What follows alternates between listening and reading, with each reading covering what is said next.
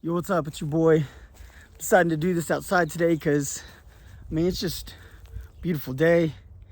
And within the context of my content today, I figured this might just be a nice change of pace, so to speak. Different scenery, right? So I want to talk about social media and its effects, right? Let's talk about how it really affects what we're trying to use it for. So I've talked about it in regards to our business so many times. Like, it's one of the most incredible tools. It's free. There's millions and billions of people on all the different social media platforms all over the planet. So you're able to, reach so many people in just a single moment. I'm able to reach thousands of subscribers right now. I'm hoping to one day hit millions, but right now I can reach 1,000 subscribers with the click of a button. It's incredible. And then I share that onto my Facebook, my Twitter, my Instagram. I share it everywhere, and then everybody can see this content that I'm posting. And so I have the ability to do that. I can share what's going on. I can share these new concepts, ideas, how to run your business, how I'm running my business, the different things that we're working on, different things that we're doing, right? And you're able to do the same.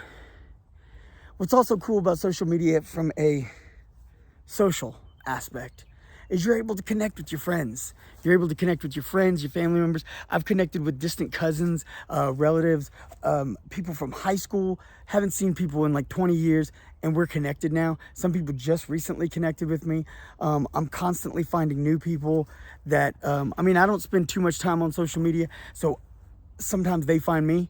But I used to spend a little bit more time on there, and I would find people, but people can find me. And I can find them, and you can find people, and people can find you. It's an incredible tool. You can stay connected. You can let them know what's going on with your family. You can let them know when your little girl, your little boy does something great, does something awesome. We used to have a family blog. We don't have a family blog per se anymore because we utilize YouTube. Now we have the Bayless Boys YouTube channel. So that's what we utilize. We used to have a blog, and I would always share the link to that blog on my Facebook and things like that, share it on Twitter. It was really just an incredible way. Not only could people subscribe to our blog, but directly, but I would also share it. So it was just a way to keep people informed. It's a way to socialize.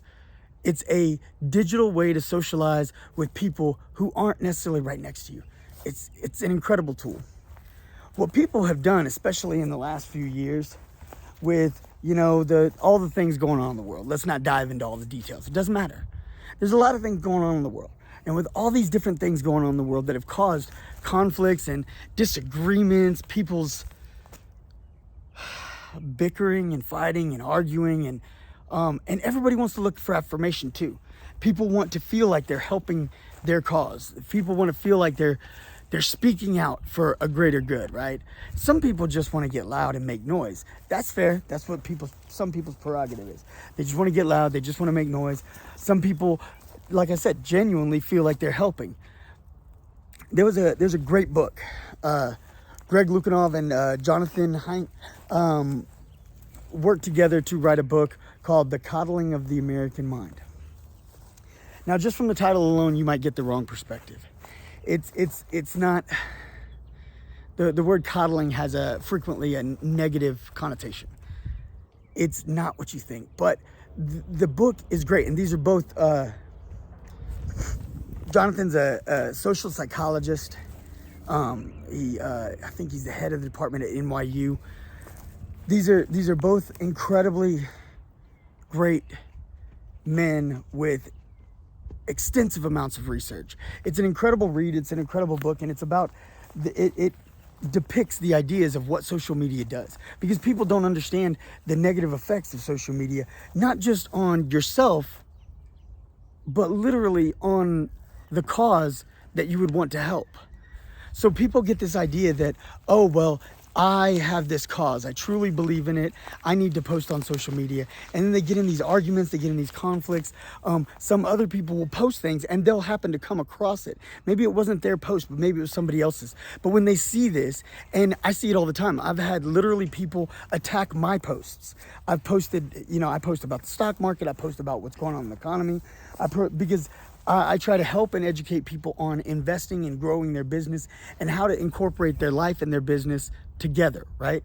So with all that in mind, I post a lot of content about what's going on with currency, what's going on in the economy, what's going on with stock market, how to take these things, how to apply them to your investments, how to think about them and how to review them and analyze the data and how to look at these charts and these graphs and, what to take away from what you see in the media and how it actually pertains to what's happening in the market opposed to what it might say is happening in the market, which is frequently misconceptions, right? And I want to help people avoid those misconceptions. I want to help people, do well with their money, develop, grow their platform, grow their portfolio, devise great assets that's going to establish them with some financial freedom so they can do the things they want to do in life without being so bogged down and concerned with money all the time and not being able to live life the way they want to, right?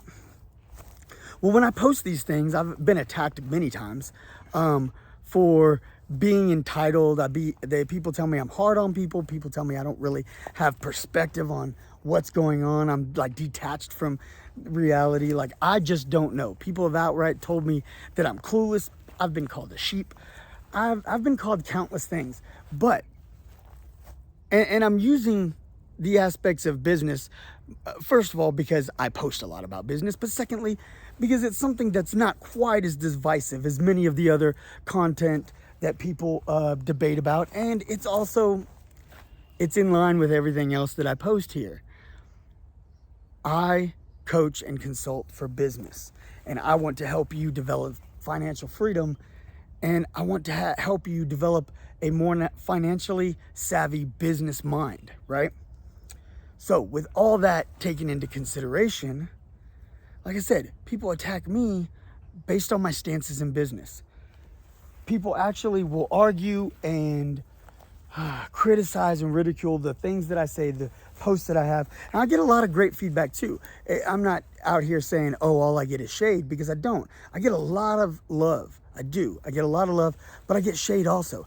And the thing is that what I want you to understand is, based on like the content and the studies and all the analysis in these research studies that they've done, is that throwing shade or arguing or debating, if you're just wanting to get out there and make noise, all right, good for you. You made some noise.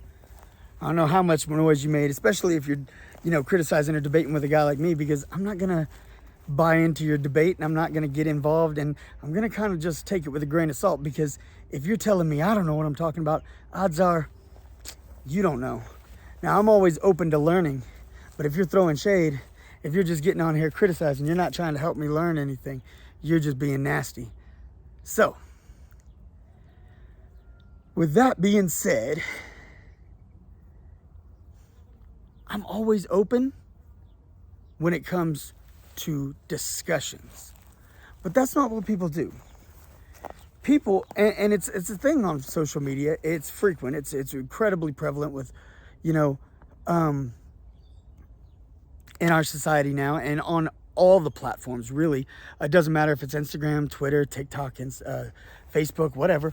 They all do it. And people get on there and they'll post their information that they feel is valid, right? And they feel like they're helping a cause. Well, let me impart some wisdom, so to speak. They're not helping their cause. First of all, the truth of the matter is, if you get on social media and get loud about a particular topic, you are less likely to make progress and help your cause move forward. You are statistically more likely to stifle its progress than actually give it any hope of growth. Now that seems weird, right? Because you feel like, oh, well, I have this platform, I have this ability to get on here, so you feel compelled, you feel pulled. It's interesting. I was recently listening to a podcast, And this professor was literally talking about how he brought this data and these statistics to other professors that he knew that actually understood. Because see, that's the thing, is most people don't understand how to truly analyze research data. Most people don't.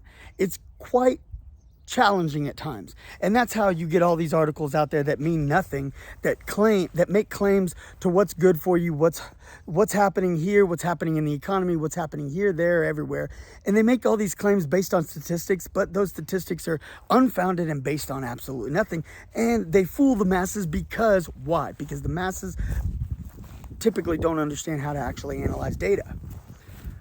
But the crazy thing is that this professor has brought this data to several of his colleagues who are professors and who are well versed in analysis and experimental data, and how to actually analyze and study this data, and how to see the effects of these particular studies, right? And to analyze what the data is saying about these particular actions. And still, even after looking at the data and say, okay, yeah, that data absolutely makes sense, and that idea of if I get on social media and start talking about, this particular topic, that I feel like I'm helping this cause because I want to get the information out there and I have a free platform to do so, that if I do that, it's actually statistically stifling the progress. They see the data, they see the potential, they see the statistics, and they can acknowledge that, you know what, actually absolutely makes sense. But moments later, they'll turn on their smartphone and post. Why? They feel this urge. They feel compelled. We've been conditioned in our society that, we don't have a voice. So therefore, anytime we have an opportunity to use our voice, we're going to use it as loudly and proudly as possible. And you know what? There's no one louder and prouder than your boy, Corey B. And I would never try to tell you, please stifle what you say and stifle yourself, stifle your thoughts, your creativity, hinder what you're trying to do. Absolutely not. Your boy's not going to do that. But what I will tell you, if you truly want to make a difference, if you truly want to be the voice of change, you truly want to make progress, you want to make progress for your cause, you want to help a particular need, something that's going on in our society, politically, religious, business-wise, you think some people are missing out on some opportunities in business, and you want to help critique what the norm is, posting simply on social media is statistically more likely to hinder that cause. If you really want to help, you need to start having real conversations. That's right, real conversations. Now I post on here. I post on YouTube. You could look at me right now and say, well, isn't that a little, hypocritical, because you're sitting here telling us maybe we should use different platforms. But as you see, what I am doing here, I on all of my mini posts, I try to be as general as possible. I give opinions when I feel it absolutely necessary based on the topic and the content. But I try to use generalities in most cases, so that way I can help the broadest amount of people and turn off as few amount of people. And I can actually potentially help people to get to a better place in their life. Also, you notice in this particular post, I'm not bringing up any specific topics, although I'm sure just the mere conversation, you've got a topic in the back of your head right now. You've got a topic right in the forefront of your mind that you're like, man, this is what I was talking about on Facebook earlier, and man, should I have said what I said? Or maybe I should have said more. You're probably thinking you should have said more, because that's what we've been conditioned to feel that way. We've been conditioned in our society to use that voice because everybody wants to claim they're being silenced. The left, the right, everybody. Everybody wants to claim they're being silenced. The up, the down, the left, the right, the back, the front, the every race, every religion, everybody wants to say they're being silenced, and everybody wants to claim they need a voice. So anytime that we have an opportunity to use that voice, we're going to be as loud as possible. Do you believe in your cause? Do you? If the answer is yes, you truly believe in it, and you're not just trying to make noise, don't post it on social media. You want to make a change? Don't post it on social media. Talk to people in person. Like literally, seriously, have a conversation. Have a real conversation, not on a computer, not for the masses to debate and argue about. You can do it one-on-one. You can do it, with 5, 10, 20, I don't care. But have a conversation in public with people. That's how you incite change. Try to educate. Now, there's some more steps that I would include in that. What I basically wanted to get across right here was the idea of social media and its hindrance to progress. But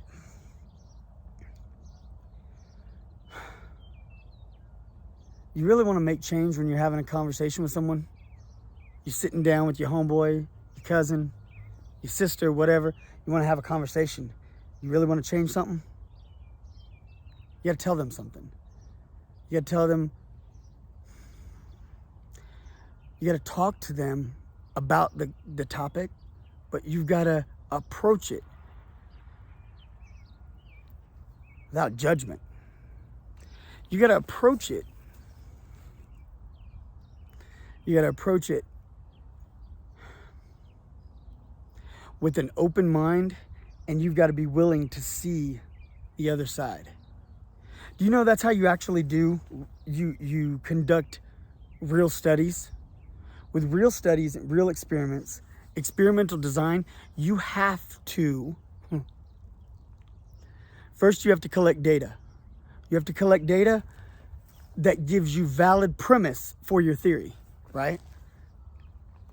So your theory is this causes X, right? So you say this causes X. So what you have to do is you have to go collect data that would back up your reason, your cause for having this theory in the first place. Then, after researching some data that would say, hey, this is valid reason to pose this question, then in order to prove said question or to find evidence to suggest that your answer to said question is valid, you have to approach it from the opposite side. You can't approach it from this side. You have to approach it from so you have to basically prove the negative. People don't do that though, because people don't understand how real experiments and data are collected. People go looking after what they want to find, and then when they find it, they're like, look, it works. It's not real experiment. That's not real studies. That's not real data. That's not how data works. Data, for it to be valid, has to be approached from the opposite. So why don't you, in just a leisurely conversation, just a discussion with your friend or whatever, where y'all are trying to explore things and figure things out, approach it with that perspective from the opposite side. Don't assume you already know.